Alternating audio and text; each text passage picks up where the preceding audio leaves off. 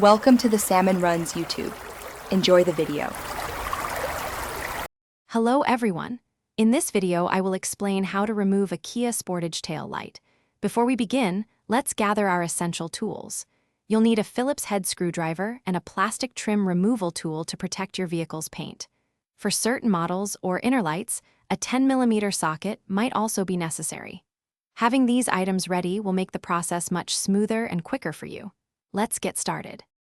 Now that you have your tools, the first step is to open your vehicle's tailgate. This provides clear access to the tail light assembly. On the outer edge of the tail light, you will notice a small plastic cover. Carefully insert your plastic trim removal tool into the notches and gently pry off this cover. It might feel a little fragile, so proceed with caution to avoid any damage. This reveals the screws underneath. With the plastic cover removed, you will see two Phillips head screws.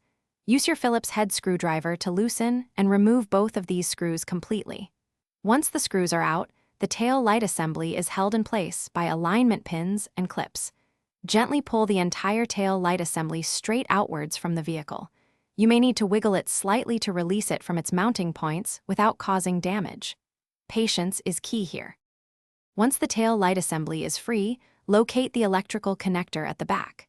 Press the small release tab and carefully pull the connector straight out to disconnect the wiring.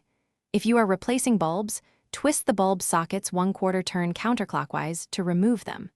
To reinstall, simply reverse these steps. Ensure the electrical connector clicks firmly into place and the tail light assembly aligns correctly before tightening the two screws. Test your lights before closing the tailgate. Thanks for watching. Consider subscribing if we helped you.